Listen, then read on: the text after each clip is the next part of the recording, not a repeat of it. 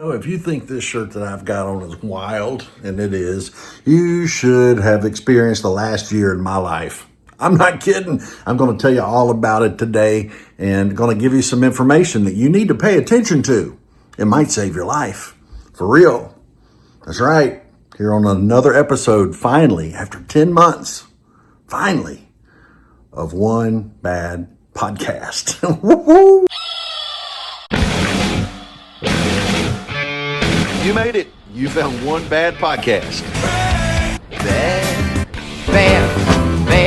Who's bad? I suppose that would be me, Scott Heron. From the deep south. And I mean really deep south. So far south you have to pipe in sunshine. Alright then, let's get to it. That's right. Heart disease has run in my family for years, and I had a heart attack.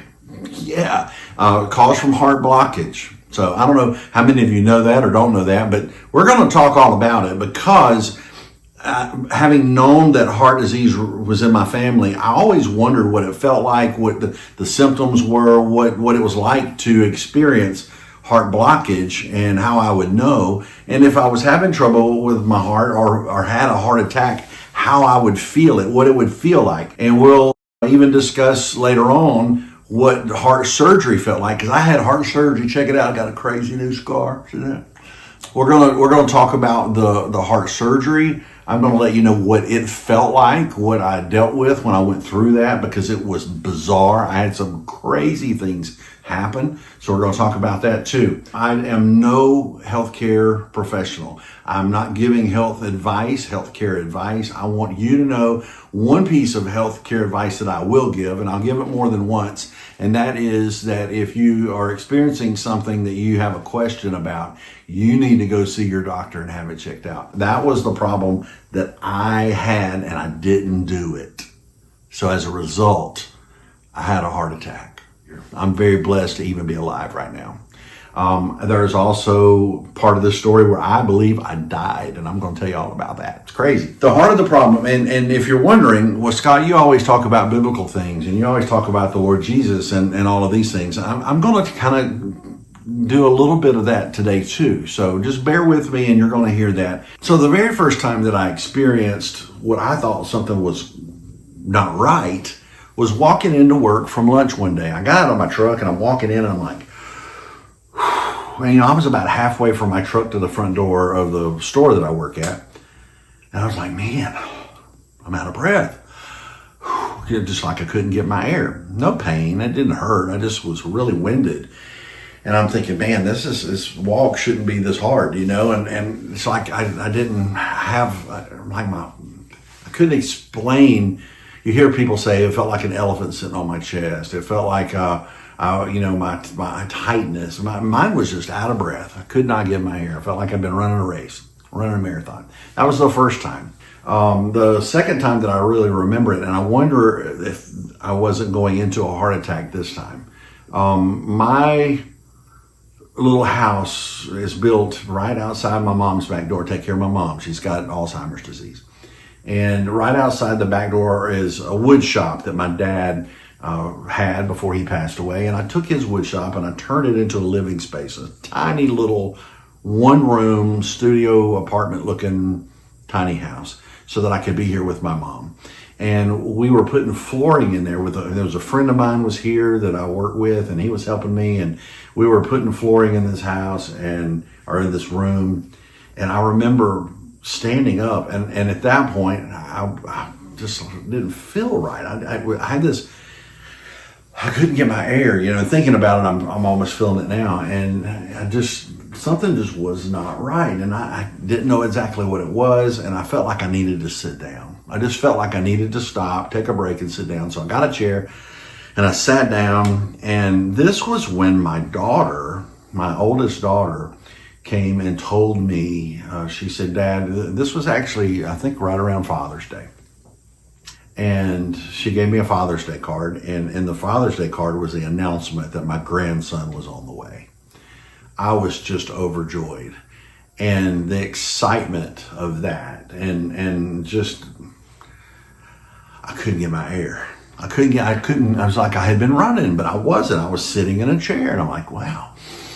Okay, and I'm thinking it's nerves, I'm thinking all these different things. And I tried, honestly, to put the different symptoms that I had for the heart blockage. I tried to explain it away with a lot of different things. I had, it would be after I ate that I would feel like I was short-winded. And so, man, I must have some kind of hiatal hernia. I've heard of hiatal hernias my whole life. I need to get that checked. I've got some kind of, I eat and suddenly I just have this right here, and, I can't get my air, and I was out of breath a lot. And I haul and load appliances for a living. So I'm loading refrigerators, and I'm not having any problem. And then suddenly I would have one, and I would be fine one minute, the next minute. But every time I could stop, I could close my eyes, take a deep breath, and go, kind of like count to 10, count to 20, and it would go away. So I'm like, that can't be nothing to do with my heart. But at the same time, I'm in the back of my mind, I'm going, uh-oh, something ain't right. Well, I just kept putting it off. My grandson now is a little over 2 years old, so about 2.5. So that tells you how long ago this was. It was probably a good 1.5 years, 2 years that I was noticing this before I had my heart surgery. So anyway, long story short, we decide as a family last September, we're going to go to Disney World. So we're all going, as a family, got the grandkids, our children that are having the babies. My other daughter had a baby girl, she's so sweet. And my grandson, he's the man. And I love being Pop. I even have it on my name tag at work, Pop. I love it. I flipping love being a Pop. I don't get to see him nearly as much as I wish I could. In Disney World, with the family, all of us are there having a great time. And I just kept telling my family, I said, y'all got to go on without me. I'll catch up. We'd be walking up Main Street, and I'd be like, hey, y'all go on without me. I'll get caught up in a minute. I'll be all right. So they would go on to the ride or go get in line or go sit down to eat. And 5 minutes later, I'd come behind. They'd go to the bus or wherever we were going. And I was always, they were either waiting on me or I was late getting there. And I'm thinking, wow, this isn't good. I don't know what it is about us guys, right? What about us guys? Come on, guys. Am I the only one? Put in the comments if I'm the only one. What is it about us guys that we just don't want to go to the doctor? And that I almost knew something was wrong in here. I didn't have any pain. Y'all, I had no pain. I was just out of breath. But I knew something was wrong in here.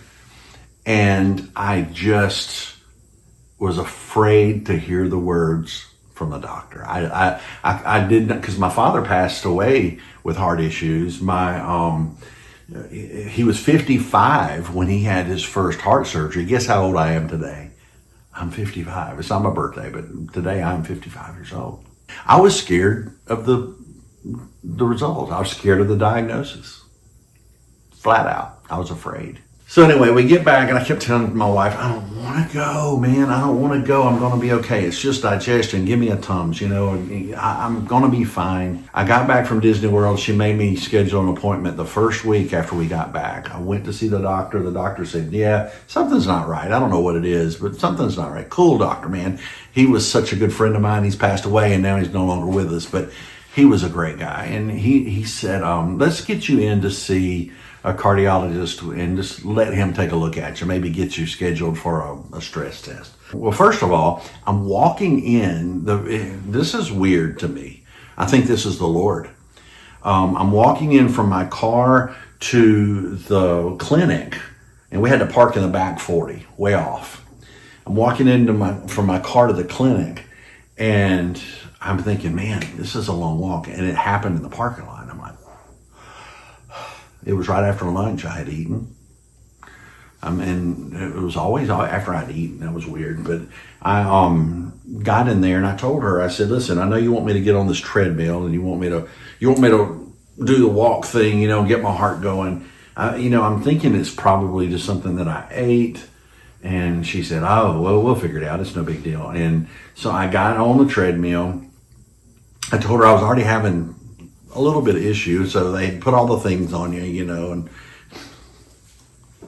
so they tell you to get on the treadmill. I get on the treadmill, and she said, no, your heart's perfectly fine. It's no problem. You're good. So she starts me walking. So I'm walking on the treadmill. If you ever get told that you're going on to have a stress test, it was nothing to the stress test. I was just walking. And I already wondered if I wanted to get one of those that's a nuclear where they just, inject you and your heart does it without getting on a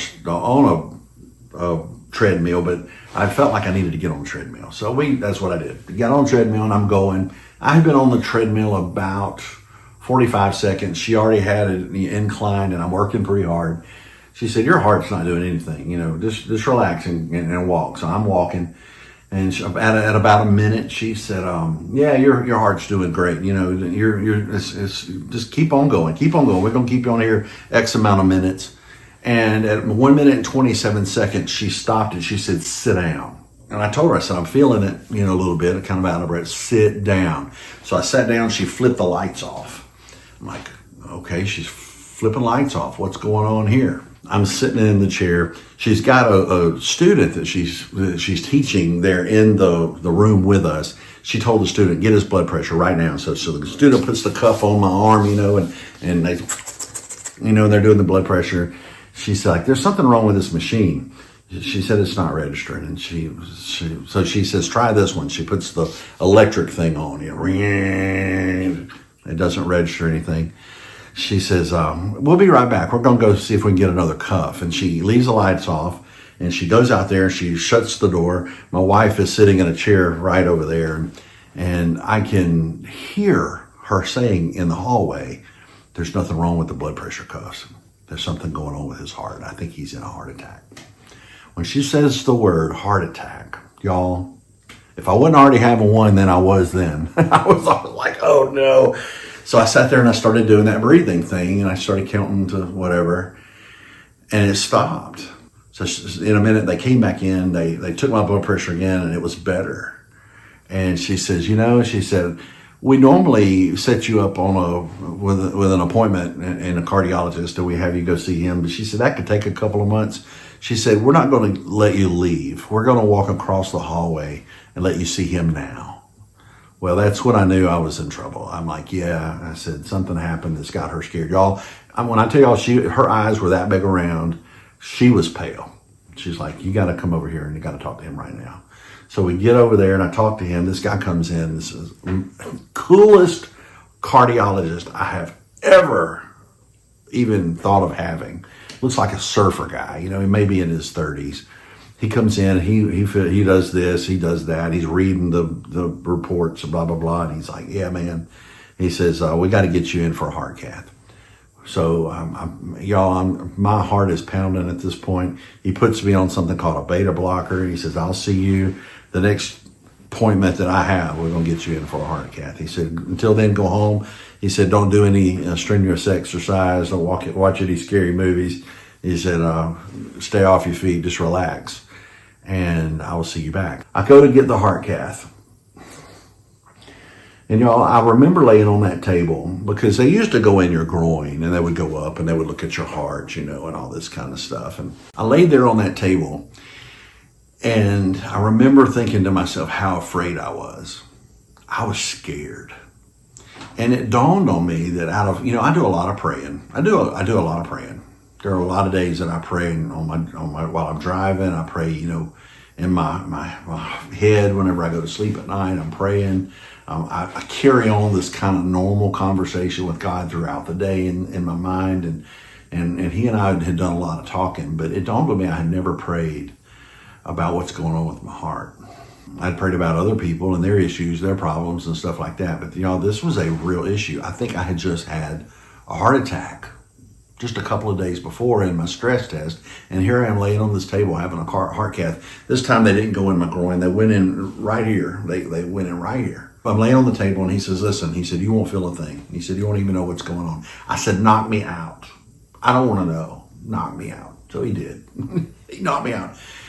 And I just remember black. And I remember my wife calling my name, Sky. And I was on the table back in recovery after the heart cath. And I look up and there's a surfer guy sitting next to me. And he says, we were hoping that if we had any problems with your heart, we could just put a stent in and open those veins up and you'd be okay. He said, but you're going to need more than that.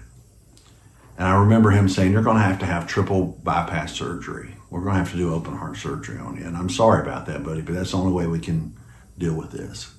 And I had some anxiety up to that point. And I had some anxiety after the praying, you know.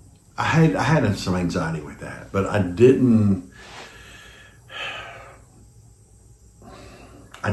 have the debilitating fear anymore. When I'm telling you guys that I started praying, and I was reminded of Shadrach, Meshach, and Abednego whenever they were standing in front of the fiery furnace. And I know this is a longer podcast.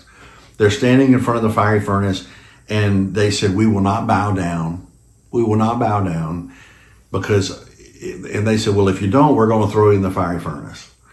And they said, "Well, we believe God is going to deliver us. We believe that He's going to take care of it. But even if He doesn't, we will not bow." And I realized that heart surgery and heart attacks and, you know, looking down the barrel of life and I realize that it's not the same as a fiery furnace, and it's not the same as being asked to bow before an idol. But when we can make an idol out of death, the heart of the problem is a problem of the heart.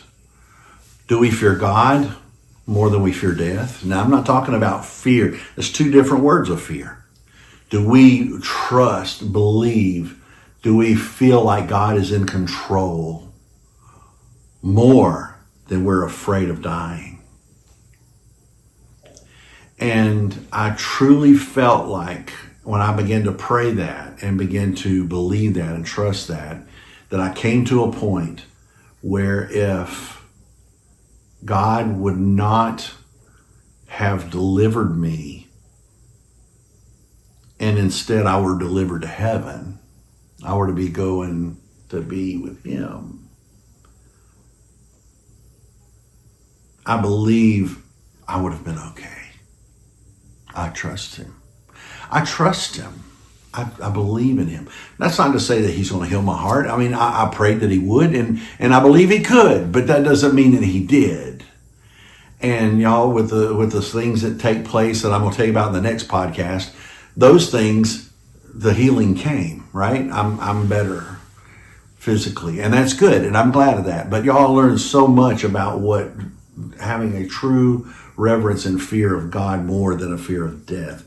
Many of us idolize death. We're so afraid of death. We're so, death is all around us in the movies and on TV and in the books and on, in front of us. I saw a wreck yesterday. Death is always ever present in the back of our minds to the point that we're scared to death of it. And we forget to pray for God to be there with us. Did He deliver Shadrach, Meshach, and Abednego from the fiery furnace? No. They went in the fiery furnace, but He went in with them. The Bible says that whenever Nebuchadnezzar looked up in there that he saw four, Shadrach, Meshach, Abednego, and one who looked like the Son of God. Jesus in the Old Testament was in that fiery furnace with them, right? So He didn't deliver them from it, but He went through it with them, and they received no harm. And folks, if I would have died on the treadmill that day in a heart attack, if I would have died in the heart cath before I ever made it to heart surgery, God was with me, and I had to learn to trust Him. I had no choice but to deal with this fear that was in my life because there was no other way I could get around it. No other way I could get around it. In the next podcast, I'm going to go into the surgery and tell you what it felt like, what I went through, what it looked like, and describe it to you in a way that in case you're ever going to be experiencing open heart surgery, you get an idea of what you're up against, what you're going to be dealing with. I've been there, and I'm going to share it with you next podcast. Thank y'all so much for being here with me, and I'm so thankful to be back, and I love y'all so much. Thank you for all the encouragement, for telling me that you miss me, and thank you for watching this time. Out of all the things you could watch, thank you so much. We have a lot to do. God's not done with me yet. That's why I'm still here. Whenever He's done with me, He'll call me home. But He has something in store for you too. So let's band together. Let's go out there. Let's do it. Let's give them heaven.